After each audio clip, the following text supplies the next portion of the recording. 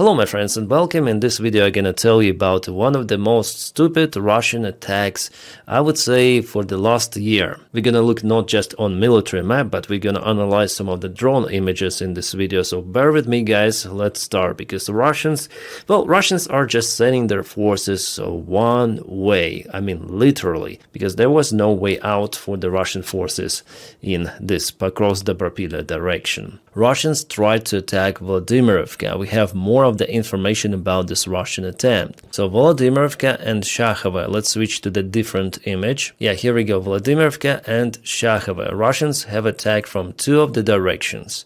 First one from the eastern side and the second one from the south. The idea was to attack Vladimirivka straight forward and also at the same time cut the way for Ukrainian army, trapping Ukrainian troops in this small settlement. But as you might see judging on those images, it didn't work well for Russians. And this attack from Russia was really discoordinated. At first they sent some of the motorcycles and infantry forces. They proceeded to Vladimirivka and were spotted by Ukrainian drones and annihilated. Well, I cannot show you the entire video, but here's the Ghost Rider sitting on this bike, and it happened to the rest of the Russian attackers. Yeah, this motorcycle gang was kaputted, and later on Russians somehow decided to send a couple of the infantry fighting vehicles, which also were kaputted close to Vladimirivka. At the entrance to this village, there were Ukrainian infantry forces spotted. What happened to them? Well, I'm in lack of this information, because I saw the video and the destiny for now is unknown. But what is known is the result of the Russian attack.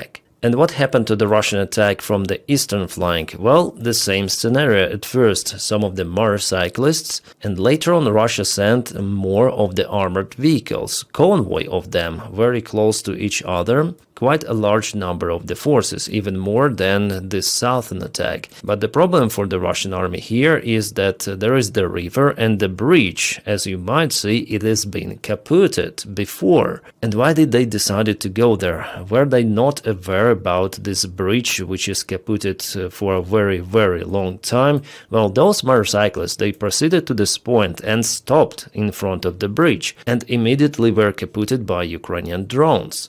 Okay, so here are those Ghost Riders, and they stopped and put their motorcycles down in front of the bridge. And what is next? You just see it on your screens. Oh my god, it seems like the Russian commanders, they are not aware that this bridge is already gone, and they sent their soldiers for the straightforward kaput. There is no any other explanation. They're just unable to cross this river on those bikes. I would say just infantry, they may try to cross this river on their own, like swim or jump or something, but on those even Enduro motorcycles, it's not possible. But later the same road, Russia sent 1, 2, 3, 4 and maybe next many of the armored vehicles. Some of the vehicles were stopped because of the fire, and probably they diverted straight forward to Vladimirivka, judging on those kind of the images. But not every Russian vehicle was that lucky. But you know what? Russians decided to send one more convoy, and Ukraine opened the fire once again. You can see it here, and they decided to turn back. And yeah, they were going back at this stage. Well, probably someone told them that the bridge is after all no-go, so they are unable to move there with their vehicles. But for many of those vehicles it was already kind of late, because Ukraine used some of the FPV drones chasing them. The drone job was performed by the 1st Azov Corps. And according to the information I have, because Russians were not able to proceed across this bridge, they turned part of their forces straight to Vladimirivka, so there could be some of the presence of the Russian army, but Ukraine is using lots of the drones in this area, so if Russians place themselves here, it doesn't mean that it is for a very long time. I personally consider it as a useless operation, judging on all of those Russian losses, but it's the first major counterattack of the Russian army in Dnipro direction. Before just Ukraine was successful here, well, maybe Russians want to get Vladimirivka under control to let the group of the Russian army out out from this encirclement. So before Russia has withdrawn the forces partially from the southern part of the Pokrovsk direction, they sent those to Dnipropetrovsk Oblast, but at the same time Russia keeps the reserves in Dobropilya direction, even trying to counterattack, but all of those attacks are kind of clumsy, unplanned, and they lead to severe losses within the Russian army. Well, thanks to the stupid Russian commanders, the Ukrainian army is not losing this war. Nevertheless, about Vladimirivka, I'm waiting for the new update. Maybe Russians were capable to deploy some of the forces, because attack was a really strong one, but part of the forces they retreated back, knowing that something went wrong, but at the same time there could be some of the presence of Russians. I would put Vladimirivka for now in the gray area. Yeah, there are some of the fresh videos published from Vladimirivka, the previous failed Russian attack, lots of the vehicles being kaputted, and those bikers as well, so I cannot show you the entire video, guys. I will publish it on my Telegram channel. So this new image analysis tells that Russians stop here at the ruined bridge, turned to Vladimirivka, and here they met their convoy which was proceeding from the south, and the rest of the kabooms were happening in Vladimirivka village. So maybe Vladimirivka is definitely a gray zone, but Ukraine used absolutely everything to demolish those Russian forces. Artillery, drones, even Gimmelers missiles were launched on Russian positions, and the number of the vehicles and forces is just unprecedented for this direction, so it tells that the aim was not just to take Vladimirivka, but to proceed at least to Shakhova across this bridge, which was ruined before, well before, but Russian military commanders, they don't freaking care. Go across the ruined bridge and you'll be fine, they say. Yeah, I may imagine the faces of those Russian soldiers who actually get to that bridge at first, yeah, those motorcyclists. Where are we? What should we do? And immediately, kaboom, that's it, vanished. Yeah, the planning is, oh my god, in Ukraine people would say like, what are you doing, our military command? There could be even protests, but for Russians it's absolutely normal. You know, throwing the forces just like that after so many years of war. Yeah, Russian command really helps a lot. And let's go to the south, Mirolubivka. Here Russians also attacked. It was yesterday, it is today. This gray zone a little expanded and also partially turned into a red one. Well, I don't have the confirmation from the drone cameras. We have this update confirmed by some of the local Ukrainian commanders, and I guess that Russians, after all, they have the capabilities to move here, at least reaching the river of Sina, and those bridges, they actually could be kaputted by Ukraine before not letting Russians cross the river. And this is the 3D map, Mirnograd and Mirolubivka, from which Russians are trying to cross this river. About this amber area, just don't pay attention that this information was presented by Russian channels. As always, they lie about their territorial gains, so here is the bridge and there is one more downhill. For Russians, this is kind of the obstacle to advance to Mirnograd. Well, in real life, there is no such a huge elevation as it's shown here, but still it is out there, and for Russians, obviously, it's not an easy way to advance from this direction. So they do it like here, yeah, now, to go to this bridge, and also one more passage is out there across the river, but so far they go just mostly with the gray area, limited forces, some of the sabotage groups. In general, for Russians, it would be way more profitable to go just across the railroad or this road to reach the southern part of Mirnograd and with urban fights propel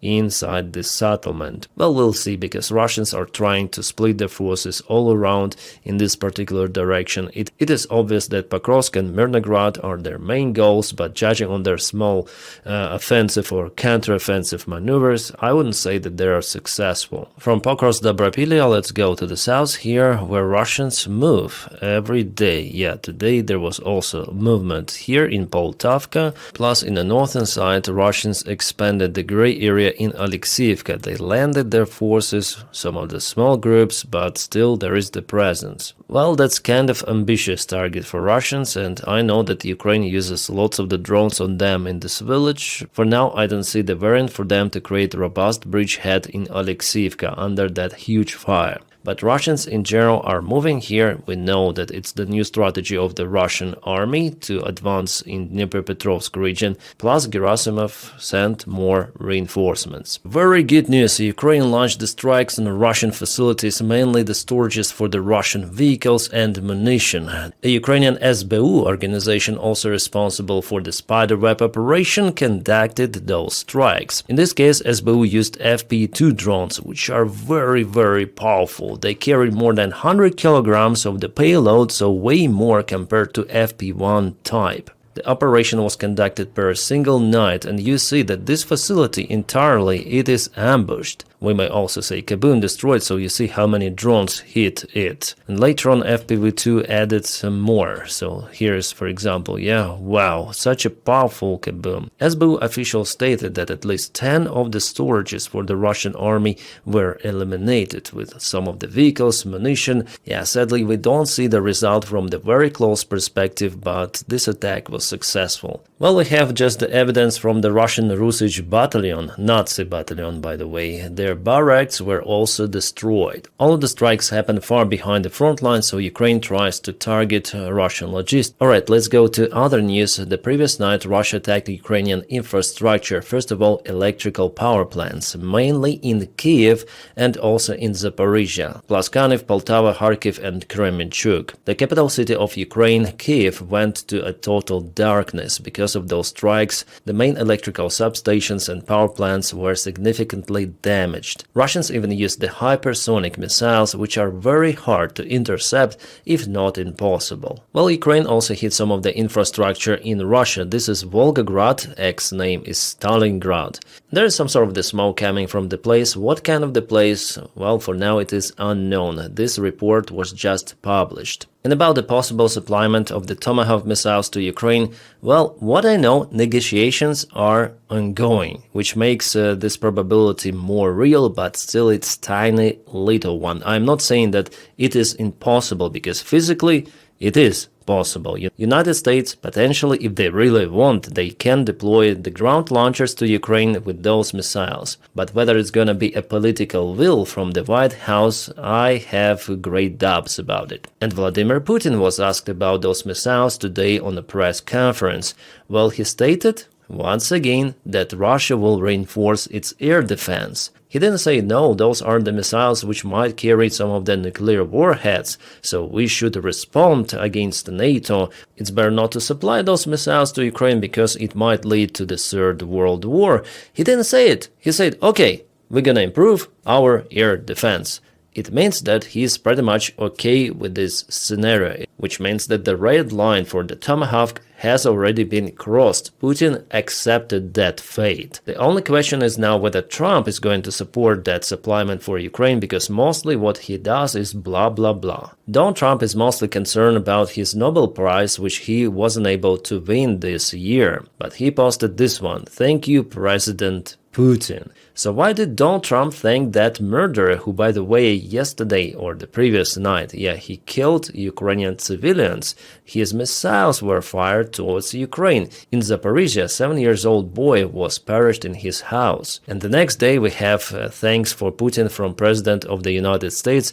It is only because Putin said that nominees did nothing to the world, but he, so Trump, solves complex problems, crises that last for decades. And Trump here thanks him for those words which Putin says just to make Trump happy.